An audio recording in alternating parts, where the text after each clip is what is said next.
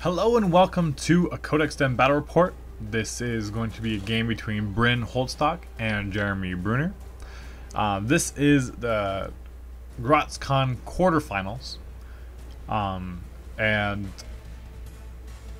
it's been a long time. I've been editing this for a really long time. Everything under the sun got in the way. But here we are now, and so you can see it. Now this is Brynn's list. This is not AD. So he has a High Reclaimer. He's playing with just Devout in his battle group. He has Orin Midwinter, Ion Holt, and 2 units of Exemplar Bastions. And we move over to Jeremy's list. He has Trollbloods, he has Madrak, Ironhide, the World Ender, that's Epic Madrak, or Madrak 2, Impaler, Pyre Troll, Trollkin Runebearer, 2 Felcaller heroes, Creelstone Bearer and Stone Scribe, and the UA, and Trollkin Femblades, plus their unit attachment, and 2 units of Warders. And then moving on to Brynn's advanced deployment, he also has a unit of Errants with your UA, a unit of Idrians with UA, Saxon Auric, and Epic Iris. Fortunately, Iris is not going to be able to do much against this matchup, but she's still there, she's still high defense, she can get in the way. And then moving over to Jeremy, he just has the Pig Burrowers that are advanced deploy.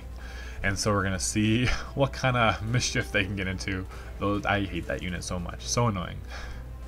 So, the game starts, as you have the death clock there, hopefully you can see it well.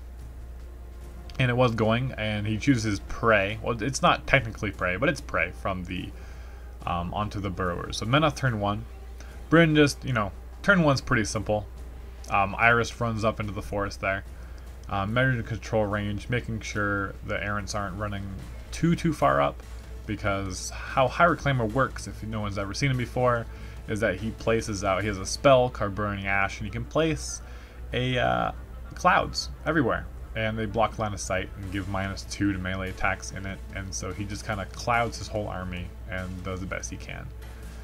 And so signature move by Brynn is he leaves one errant a little farther backwards, and then High Reclaimer can charge forward and get that extra distance and still be able to cast all his clouds, because they only cost one focus each. And so he can really spam them and put them out all over the place. And High Reclaimer really does nothing else besides gain souls from dead guys around him and his feet to bring guys back, and then he places clouds everywhere. And that is his role in this list. And so again, here's the charge to his own errant. Hopefully not killing him, but he does hit him and kill him. So doesn't even really need to roll for damage. He knows he'll kill him. And then he has this only a 10-inch control area, so it's pretty small, but it's enough to place those rings. And now one thing to notice with these rings is that you can really spend a lot of time placing them. And so Brynn's been practicing a lot. And what I've seen him, he's pretty good at placing them down.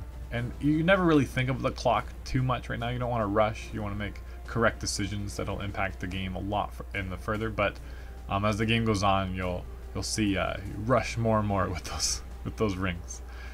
Devout running up behind, and then just coming up with Ion and Holt as well. Just getting up there. Oh, that's Orin, sorry. And just getting in position. Pretty standard first turn, just running up, placing out. There's not overly a lot of range for Jeremy anyways. So the Pig Burrowers, simple decision, move up 5 inches and burrow into there. And so the burrow token, you can't attack it or anything like that, but it does take up space. And the next turn they can come out within 5 inches and then activate. And so they can run, charge, whatever they want to do. And so pretty powerful unit, not that great, but when you buff them with a Felcaller and different things, and the prey token is still on that token. Because they don't technically remove from play, it's just like replaced. And so he's just moving it because we need to move Femblades there, but the prey still stays in play. So Femblades just run up. Again, they have defensive lines, so if they're charged, they have a pretty good chance of, I mean, not defensive line, set defense. And they got tough.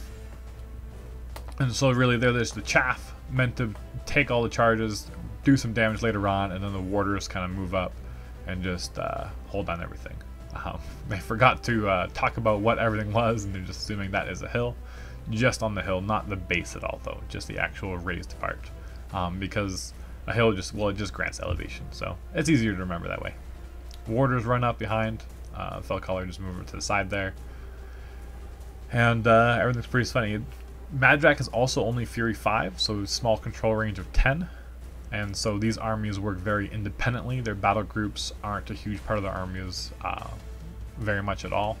It's the lists are very much built to act on their own, do lots of damage, get work done, and when needs be, there's the feat or a few key spells to help buff them. But the battle group doesn't do over a lot. So Madrak moves up. He's checking the defense and range on that. He's going to throw his axe, because he's got a special axe that he can throw, and then it comes back to him like a boomerang axe. He does boost the hit, hits him, and it should kill him. And he self-sacrifice. So you can take another errant within 2 inches and kill him instead. Might be 3 inches. Fell Collar, taking it easy, hiding behind. Don't want to get the Fell Collar sniped, especially with the CRA abilities of the Idrians. They can kill stuff when they want to. They can kill a lot of things. But it's pretty basic. You're just moving forward, get in the way. You put a bunch on the stone, and but didn't pop any kind of aura thus far because he'd be too far anyways. And back to Brynn. So Menoth turn 2. Oh yeah, we forgot to get rid of a flag, so the bottom flag is gone. And they're both pretty spread out, so it's not really advantageous to either or. But Iris does move up into the base of the flag, and she'll basically just sit there all game. And let's see what happens there.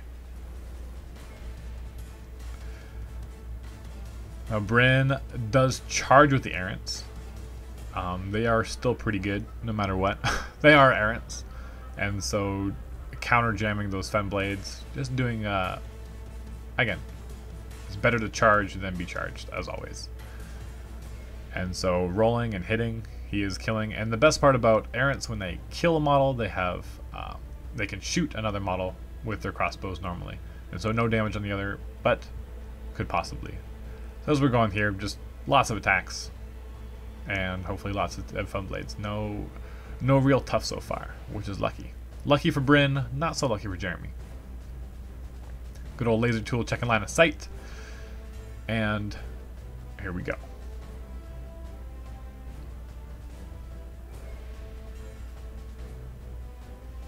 Again guys, this is my first time trying this kind of battle report where I don't have it edited or filmed edited up close, so we can get a more competitive game in, because normally the way I film battle reports, you need to slow down the game a lot. You can't play with the death clock, and so I tried to speed it up but leave some time for commentary. So please give your feedback on anything you can. I would love to hear it if you want to see more things. And I'm also going to be releasing another battle report soon to this with not edited at all. You can just hear the players play, and so let me know if you like that better, if it's just basic. It's a lot easier for me, but then you get a lot less fluff. And so the Idrians moved up and they CRA'd, tried to hit one of the warders, and he is knocked down. And those aiming markers are they're just good, because then they can, or no, that wasn't a warrior, that was still a Fen Blade. Just to see who is shot so far. It really makes it a lot easier, and you don't want to cheat at all in this kind of thing. Well, also first turn, nope, that hasn't happened yet. People falling off the hill. It's just shaky hill. It's no good. It's no good. And then you can just take those marks off once the unit has completed activating. And then they did the mini feat, so they are dug in. This is Ion and Holt moving up, or Ion holds back because he didn't need to. Holt moves up and takes a shot. He's got Rad 8 POW 12s, so might as well shoot, do some damage. Those dice are just bouncing right off the table. And then finally a failed tough roll. So doing a pretty good job of getting rid of those Fen Blades. He's killed the majority of them. Anyone with a half decent ranged threat can take care of the Fen Blades pretty effectively. It's just you're just relying on the tough rolls.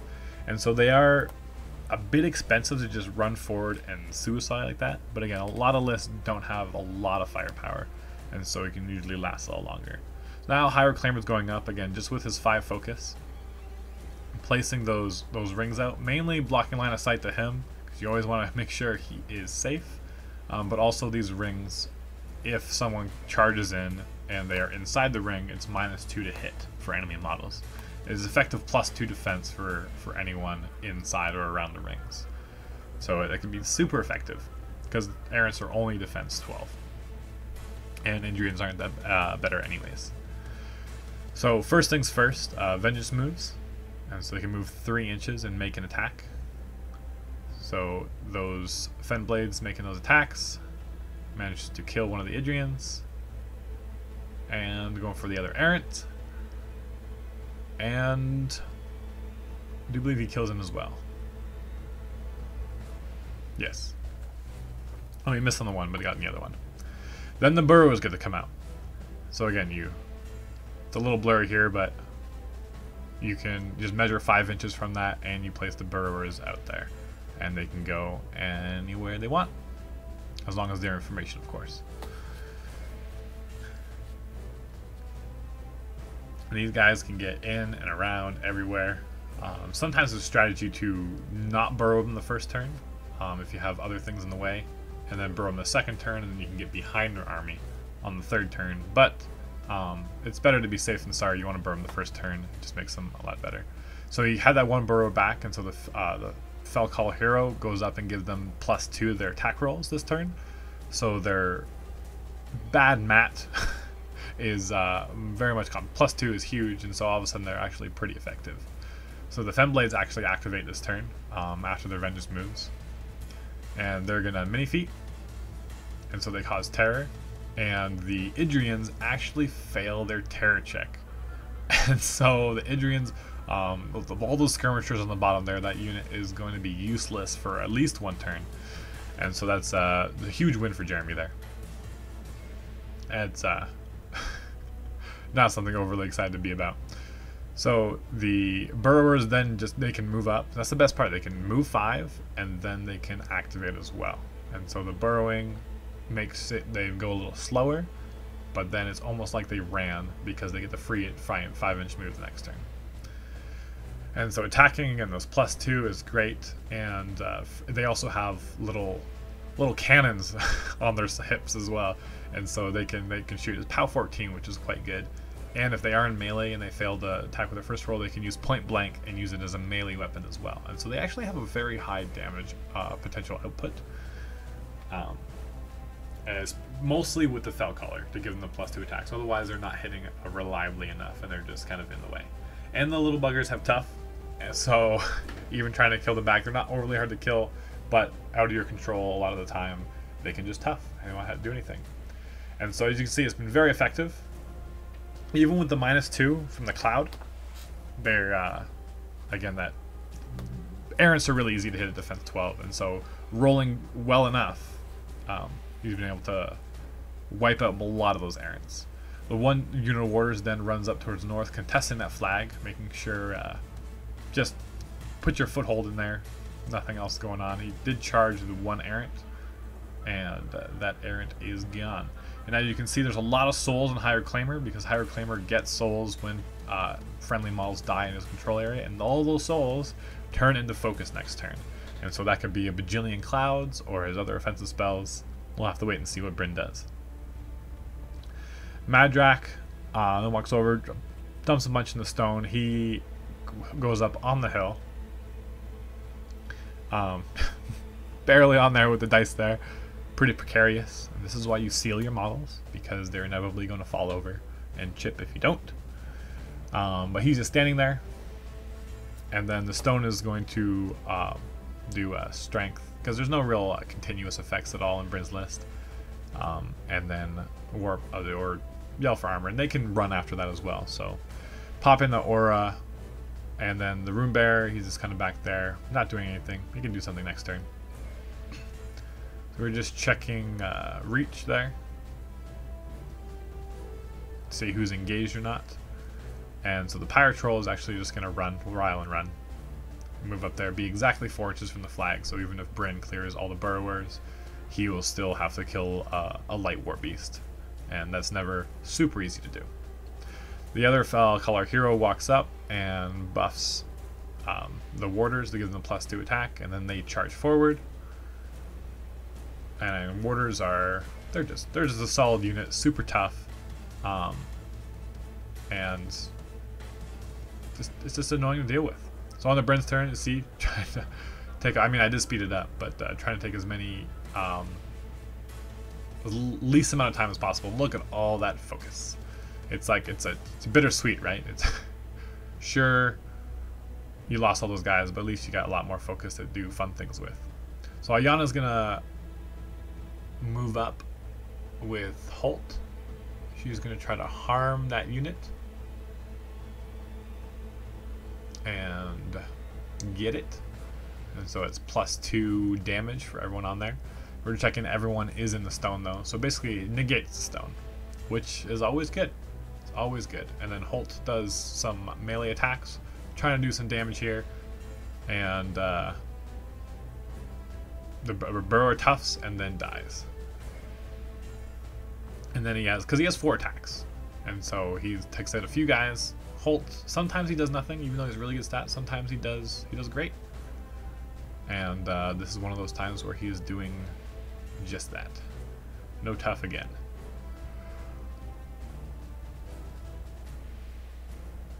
Orin's gonna go. Nope, the errant. the 2 errants that are left. He's gonna go walk up, bash that guy, little Burrower, and he toughs. Wonderful playing trolls. That 33% chance of screwing anything that you want to do. So Orin is going to stand back. He's going to do his lightning. Might as well. He is not engaged, so that's good. So just bouncing POW 10s should be able to kill lots of Burrowers, and just mapping out where it bounced 3 times. So first pig, tough, no tough. Second pig, tough, and the Femblade toughs as well. Oh no, it didn't damage the other one. Oh yeah, and they forgot about the other. There is a standard bearer still on the errands. So hey, there's that. The Idrians, again, unfortunately, all fleeing away. So they move back because they really can't do anything else. He moves back, takes the no free strike because they use knockdown. Then he is making sure he's in charge range of everything. But moving up, he's gonna fail that charge. That's where Saxon comes in to give him the Pathfinder. Not this turn. So they are Weapon Masters, so charging those warders hits them, and now does 3 damage, and then they're battle driven, so they get +2 strength and armor. And so some damage on them, and just burrowed in. Again, these are both very geared towards attrition lists, so we're gonna have to see what happens here. Taking a shot with Saxon because he forgot to get Pathfinder. And we'll see what happens.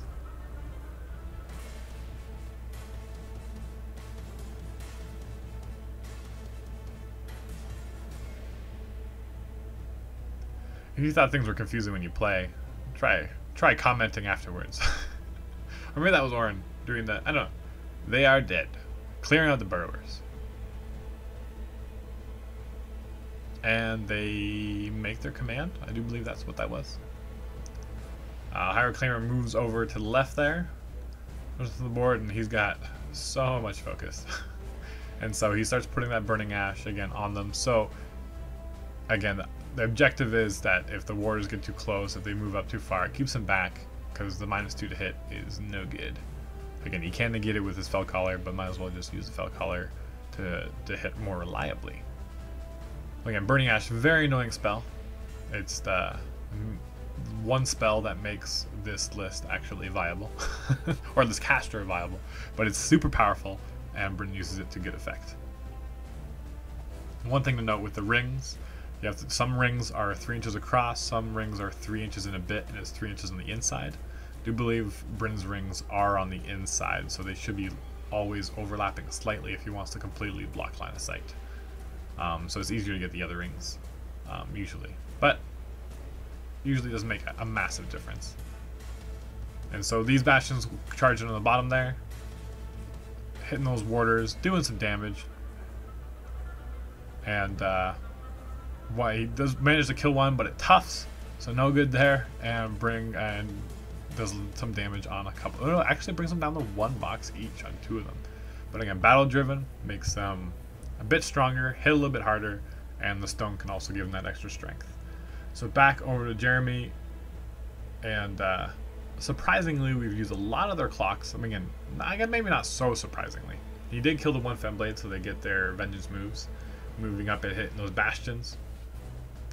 Unfortunately, not doing any significant damage. Fellcolor moves up and just checks his command, and makes actually everyone stand up.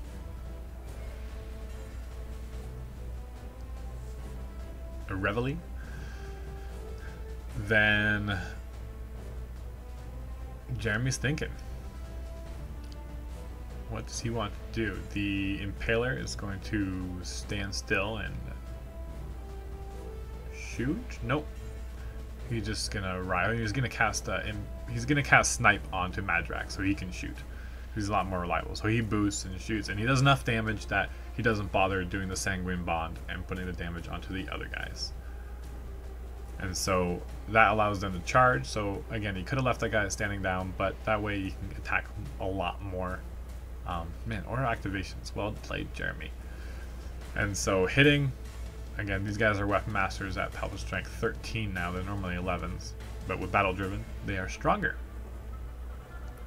And so he's actually doing quite good damage onto these bastions, which is fantastic. Now the Femblades activate, and he moves or just checking for like free strikes. He just barely gets in with Ayana and rolls and manages to roll very high and snipe Ayana, which is huge.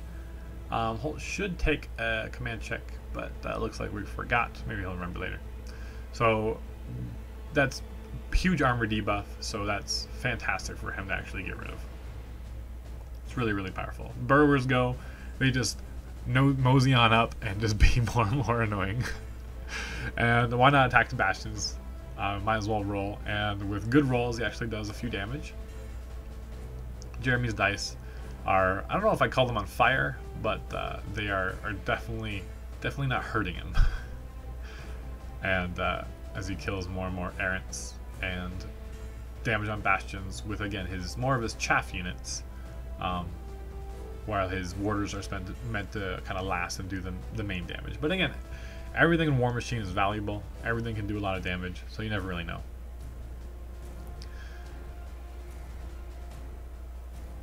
He cast Madrak's then going to, I think, activate. So no, that was the Impaler that was shooting before. Because, or no, the Rune Bearer moves up and mini feat, so he can cast one of Madrak's spells, and he casts Blood Fury onto the warders. And so the warders now have -1 defense, but additional damage die. And so they become super weapon masters with 4 dice damage, normally 5 dice in a charge. And then the Fellcolor is going to move up, give them +2 to hit, and then he's going to try to spray in between. And does manage to hit one of the bastions, and damage is negligible. So now we're going to check to see who is engaged with who and where everyone can move. And so trying to go in and fit, just barely going in. And again, he can't actually charge because he had to move around there, but he doesn't really need to charge again because he already has 4 dice damage. So just trying not to move into those clouds. Again, people are pretty, you don't have to be forgiving in a tournament, but it just shows the real character of both these players. That what I forgot to mention is actually Jeremy forgot to Reave his Fury at the beginning of his second turn, and Brynn allowed that. And just little things like moving up. If nothing's activated, nothing's changed, you can be a little more generous. There's Iris with his, no, even triple 1s kills Iris.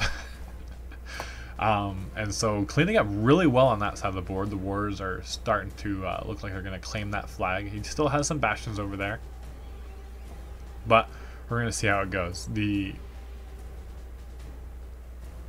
Pyre Troll then moving up, throwing his Pyre thing, lighting one of the bastions on fire. So that's good. But just being there, being in their face, see what they can do.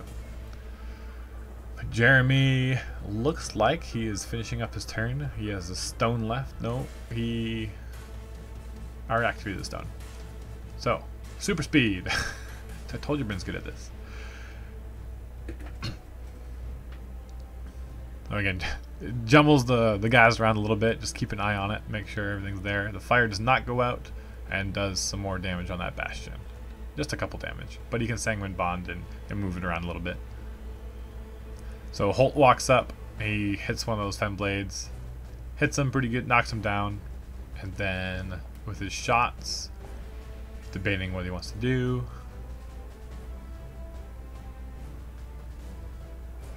Just killing the Fen Blade. Get rid of him. Then the errant activates. I guess there's one guy with a standard bearer in the back there, but trying to hit a burrower and does not actually kill him because he's in the stone. The Devout will walk up, and Devout is still a jack, not half bad. Trying to be just within that. Again, pushing models a little bit, but that's just like the shield that kind of move it. He could have got within those 4 inches. And so again, always making sure to contest shows the mark of a good player. Not giving any control points away for free. I mean, there's plenty of stuff that will get in there anyways, but you know, redundancy is the key in Warmachine, because you never know when the dice are just going to be really bad and you need a second or third or maybe a 4th chance. And more tough Burrowers, those 4 guys. So Orin, what is he going to do with Orin? He kind of just moves up and shoots and misses. Or no, he was shooting a knockdown model, so that's fine. So it bounces over through them. And caused a tough check, and he rolled really high on the Pyre Troll, but unfortunately no damage. No damage. The Bastion's kind of moving around, wants to attack just the one guy, and the other Bastion's just gonna hold out and behind there. Hold up for a charge. You might have forgot the Bastion in the back. Again, high pressure game. They're equal on their death clocks right now. But Brynn did go... No, Jeremy did go first. And so the other Bastion charges in, going in. He's careful to remove one Bastion in the back though. The reason for this is that his feat, he can bring back D6 plus 1 units back to the field, but if the unit is completely wiped out, then he cannot add to that unit. And so it just allows for more possible. If Jeremy rolls really well and kills all his Bastions, he still has 1 in the back that he can't kill. And so that's the reason for that. He always keeps 1 Bastion back, and so he definitely did not forget about that other one that I was talking about earlier. And so these guys do an order. They can shoot and then they can charge. And so he takes out 1 warder, and then he charges in, and the rest just kind of run, get in formation. Again, it's too bad that they failed morale. They could have been doing a lot more damage, but now they're here and they're here to stay, do some damage. Rolling, it's dice minus a lot because they are battle driven. He did kill the one, and so with the stone as well, they're normally armor 19 goes to 21. And so it's no fun. Higher Claimer goes, and at least he was able to jam and do some damage and kill one of the warders. So just placing those rings again. The ring, it doesn't seem like it'd be super important because it's a more melee oriented list, but you don't want to let some really like janky charge get off. Then he's going to Ashes to Ashes. He's actually going to Ashes to Ashes his own errant. It only bounces to enemy models, so that's fantastic. And so we'll see what kind of damage you can do. He's just trying to clear out, deal some damage to those Burrowers, Warders, Femblade. Just clear out that kind of stuff. Just those little guys here and there can be super annoying, so to be able to clear them out is really good. And so these are just POW 10s. He does kill his own errant. The last errant, there's 1 left with the flag, and that is all. And unfortunately, he doesn't actually damage the other guys. So, on the Trollbloods, turn 4. We're even that Fury. Back on the Madrak. Gets a little confusing. He does upkeep Blood Fury onto those warders. Again, -1 defense is really a small price to pay for an extra die of damage. Femblades, I think that was their vengeance move. Nothing to attack though. Fellcaller gives them the +2 to hit. And then they're going, or yeah, he moves up. He's trying to get into base to base with the flag, but as you can see, his other trolls are just a little bit too fat, and so he cannot. Otherwise, that would have been probably one point to Jeremy. And so he's moving, trying not to get a free strike. And so, again, with everything, again, gentlemen, verifying, not just saying, oh, you get a free strike and taking it. Moves up, it gets a defensive strike from the Devout. And just verifying what his actual defense number is, no damage. And everyone else moving up. Again, only speed 4, but that's okay, everyone's pretty close. And again, that other warder moving back. Just because, again, a counter charge is a lot more effective. You don't need to commit everybody at once. And he rolls really good. Again, you can always Sanguine Bond, but he's looking at the health of all those other guys and decides that he's just going to kill him off. It's not worth taking all that extra damage because there's no one else that can actually be attacked this turn. And so there's 2 left in that top squad, and if you look at the south there, there's only 2 bastions there as well. Other Fellcaller moves up and also should give the +2 attack. Yep. And these warders just advance up and start wailing on some guys. And they're going up to like mat 9, I think now, so they clear out pretty easily. All this kind of stuff.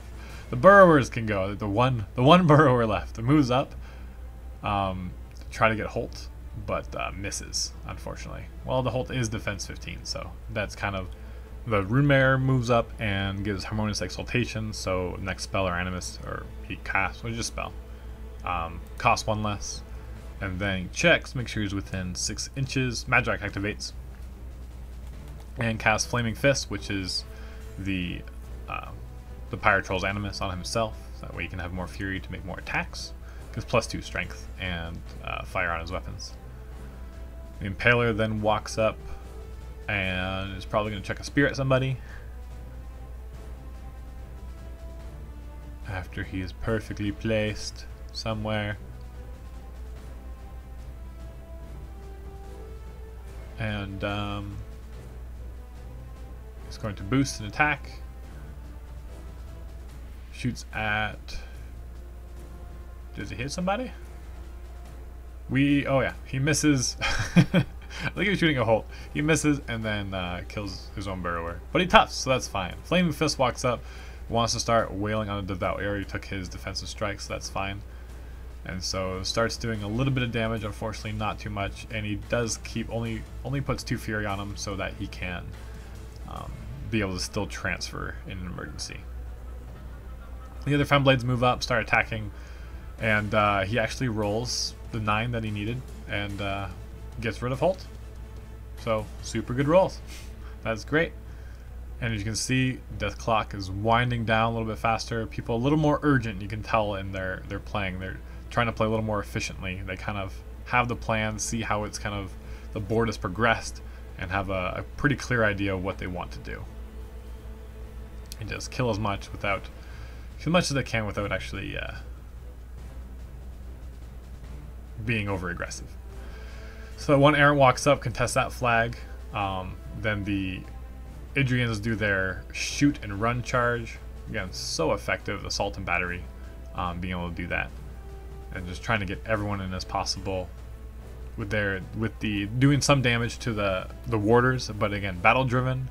They are in the stone, and so needing big dice, and he is rolling them, and no tough on that warder, so we're getting rid of him. Jeremy is starting to look like he's a bit overwhelmed, but he still has Madrak's Feat, which gives everyone a Thresher attack against only enemy models, and so those Idrians can die really, really fast. So it's not overly worried, but that's there. And then what happens is he feats, and so he rolls a 6, which is fantastic. That means he gets 7 models back, and he's just going to bring back all bastions. And so he brings both back, I think, back to full. And so, again, that's why he, again, wasn't overly worried about the Sanguine Bond, because he knew he was going to bring some back. And just putting all those rings in the way. So this unit bastion charges, and I think Saxon gave him a Pathfinder as well. And so again, Weapon Master charges are never fun, barely out of the stone, and so no tough, dies, and also able to do another 4 damage and 4 damage on the other guys. So Devout attacking some more, doing a little bit more damage, down to 3 health left. The Warders, I mean, it's kind of weird to think Jeremy has a chance here, because it seems like he's just being overwhelmed, especially with all those bastions coming back. But trolls are never out of it, it seems, so we'll see how it goes. Attacking the Pyre Troll, doing lots of damage. Unfortunately, cannot see how much damage was going on, and I did not actually watch this game in person. I was overplaying Who's the Boss, and so I only see what's on camera. But it doesn't matter, because the Pyre Troll died. So that was no fun. So Madrick, I think he cuts for 1. Or no, he had enough Fury out on the board. He didn't need to, because he didn't spend it all. So the Warders are going to go. They're just going to charge forward, do what damage they can, because the Fell Caller was killed at that point. Just kind of stick themselves in and do some damage. And some good damage it is. And so the great thing about Sanguine Bond is that you can transfer damage to other bastions, but you always have to take the full damage. Well, if you don't activate Sanguine Bond, then you can just kill, if it's over damage, then you can just kill the one that was originally intended to be killed. But anyways, he was able to kill other guys, and so the bottom Warders weren't able to make their attacks, and so there is one guy surviving up there. The other Fell Caller gives the +2 to hit onto the other Warders, and he will try to spray in between. He does not, but he fails to hit the bastion. So the Warders then move up and start attacking. Again, doing as much damage as they can, trying to do damage, and they're both under 10 minutes left on their clock, and it's going down pretty fast. Stone activates, and we'll run. Oh, check control area, trying to see what we are doing. And so Madrak is actually going to feat, and so all of his guys in his control area get to make those Thresher attacks, and so all of a sudden kills a few more bastions, kills a lot more guys. Unfortunately, that Warder right on the edge was not in range of the feat to clear those extra Idians, and it wasn't the most effective feat in the world, but he's wanted to keep Madrak back, didn't want to, although the feat was gone, and so a lot of the threat of the Higher Claimer can do is he can move up feat, put some guys up pretty forward, and go for assassination. But that was not the case. Oh yeah, that bastion was on fire from hitting the Pyre Troll, but he is gone. So 5 minutes left on one. As you can see, it took like 30 seconds off his clock just to get those rings off. So it gets a little scary. The Devout still has his Cortex and his weapons left, and so he starts wailing onto the Warder, because the Warder only has 1 box left and is just trying to get rid of him. But unfortunately, his dice are not very cooperative, except that last one he is able to kill him, and so that's fine. And ooh, double 6s, very good rolls, cannot complain against anything, and is able to not quite kill everything. So Saxon Auric actually charges in, because why not? I mean, he does Pathfinder everything, but no one needs Pathfinder. He actually does monster damage and kills that one Warder, which is fantastic. Then the Idrians do their charge attack. Again, trying to roll as high as they can, bring them down to 1 box left, but the Warder is fine. But then we have Bastions, and so charging at an angle not to get a free strike. And that mini feat token just like proxy based to make sure you can actually make the attack. And attacking, doing lots of damage. The other Warder actually survives, And Hyroclaimer moves over to the other side now. He's kind of doing a little zigzag off the one side, off the other side. Who knows what he's doing? And one would think you want to push the other side with the forest, but then if you get too close, then things get scary. So just putting on those clouds, trying to block charge lanes, again, always keeping Hyroclaimer very safe. And then Orin just runs over to the other side. And so we're going to zoom in here a little bit and keep the clock on the bottom there. I guess a little off because they keep on pushing it around. But Trollbloods turn 6. It's a real grind right now to see what can happen. So the Impaler is able to do a little bit of damage. The Stone Bear then moves up, see what he can do. Because, well, there's still a bunch of Bastions left. The Warrior is able to kill the one Bastion though. Go over.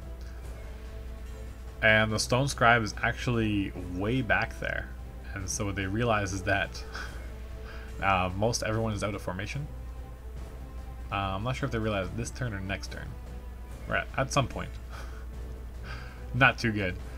But at 4 minutes left, he is able to clear out a few more Bastions on the top side. So he's actually doing quite well, trying to kill Saxon. Cannot do it. But he doesn't have much to kill those warders at the top there, unfortunately. And so, yeah, this is where they realize that the stones are out of formation.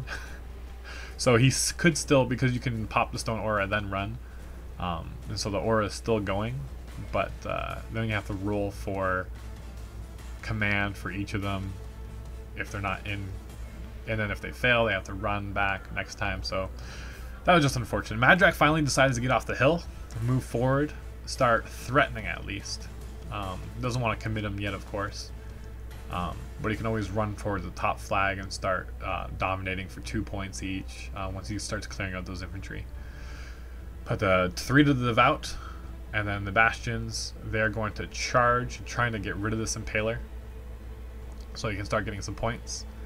And with 3 Weapon Master Bastions, he is just barely able to kill him.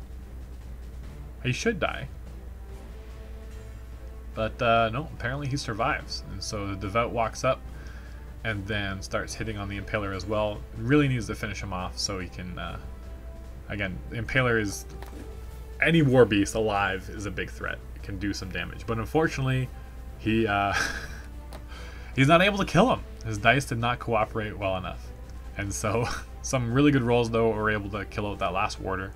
And so that unit of warders on the bottom is gone now. And all of a sudden, Jeremy does not have a lot of stuff to kill the Bastions, but the Bastions can kill a lot. And so Menoth turns 7. Again, only 2 minutes left. Basic 2 minutes, 14, 13, 12. It's coming down right to the wire. And so he needs to start killing stuff real fast because his army takes a lot longer to activate than Jeremy's, or at least in the past we've been doing that, especially with those rings. Again, those rings taking so long. So back to Jeremy. Pause for a judge's decision on... Okay, this is actually when they find out that, that people are out of formation. So that's unfortunate. Although the stone isn't doing a whole lot right now anyways. But doesn't want to get up and at least contest that flag. And so he had to move back, which is unfortunate. And so the Impaler survived.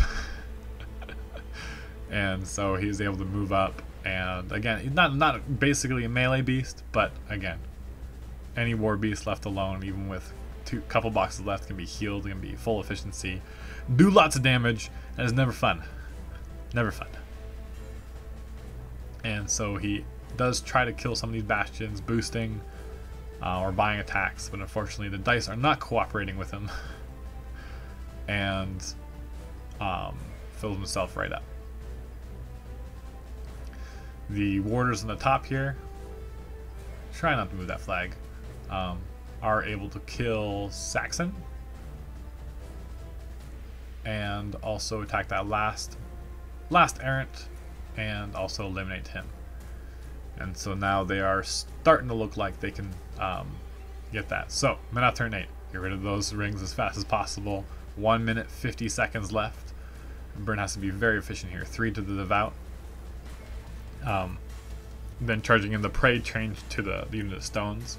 So they're just, the Idrians are charging in, just getting in the way, killing those Storm Bears, because if he can kill them, then that means he can start clearing out the flag, start scoring some points, because he should be able to kill the Impaler with the amount of hit points that he has left. And I think that's a Fenblade, Drummer, that's still in the middle there.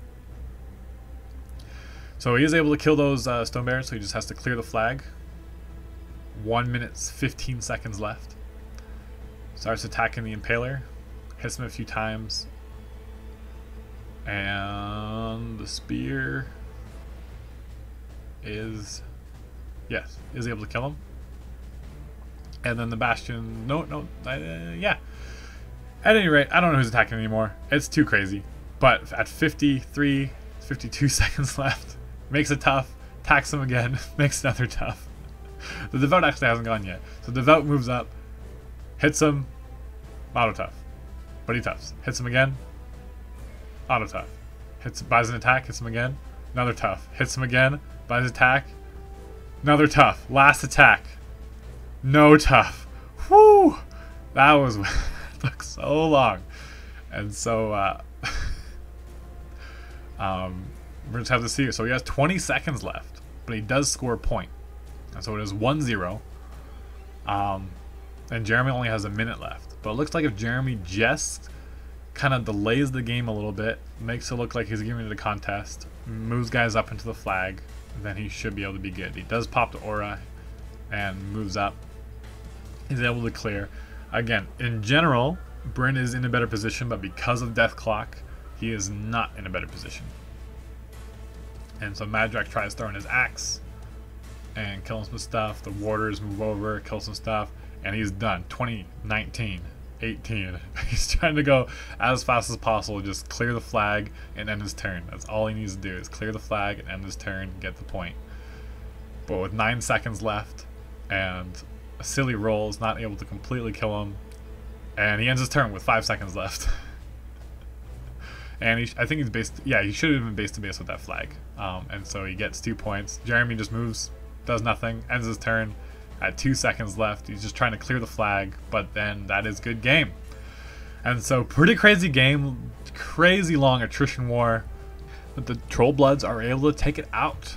And so victorious Trollbloods by Death Clock. And Jeremy goes on to the finals. So stay tuned for that game as well. Happy wargaming.